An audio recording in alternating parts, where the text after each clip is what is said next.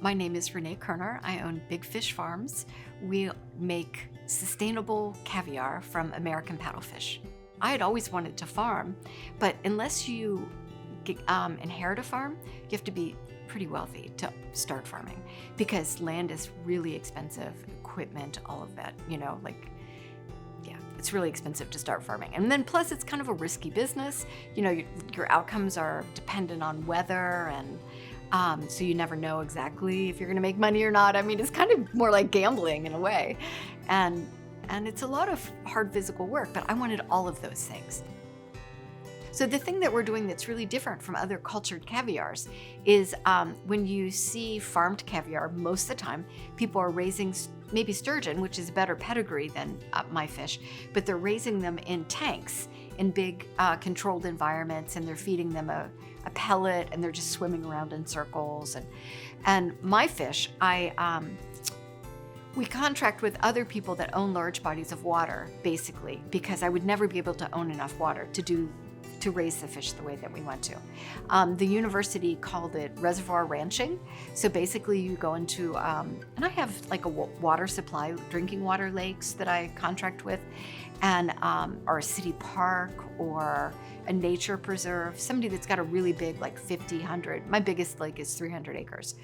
And then we would raise the fish in tanks the first maybe 8 months, and then we would stock them into the lakes. And I set my contracts up so that the lake owners have no cost and they have no liability if it doesn't turn out. But if it does turn out, then I write them a check at the end, because who knows what the caviar prices are going to be, right? So it gives us some flexibility. It was interesting. So like when COVID came and everybody was nervous, we're like, oh, let's wait a year. The eggs don't go anywhere. The fish egg up. If we don't collect them, they just reabsorb the eggs and use them as nutrient, and then they egg up again the next year. So there's no big pressure, like as if we were fishing or something. And so, yeah. And as I mentioned before, it takes it at least 11 years for them to reach sexual maturity and make eggs. So it's a very long-term project. When we first started, we were living in Bellevue, Kentucky. So we had a little city house because everything we were doing, we were raising fingerlings. We didn't really need a lot of property. So we did a big, wide search because I always wanted to have a foot on both sides of the river. So I always have, lakes in Kentucky and lakes in Ohio stocked. And we looked for like 2 years, honestly, for a farm for a long time. And when we found this place, we were enchanted. We usually have a fishing crew of about 3 people, and that can rotate. It can rotate, but somebody to do the motor, 2 people to work the nets. It's usually a fair drive to wherever we have to go to actually collect the fish. And then within a day or 2 after that, the fish come back to our place in Clermont County. So we built an FDA compliant processing room, and and we had leased a couple places before. So when we were ready to build ours, we knew exactly the kind of stuff we wanted in it. So that was really nice, instead of trying to imagine what we needed. Cleanliness is really important. Eggs are 100% sterile, so unless you introduce bacteria to them, they're perfectly fine. So we always wash the fish belly off with vodka.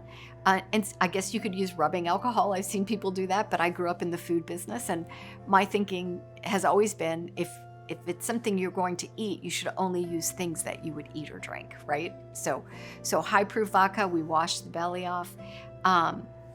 Everybody comes fingernails short. There's a fingernail brush in the restroom. We have unscented soap that you wash with, so that there's no flavor that will get into the eggs.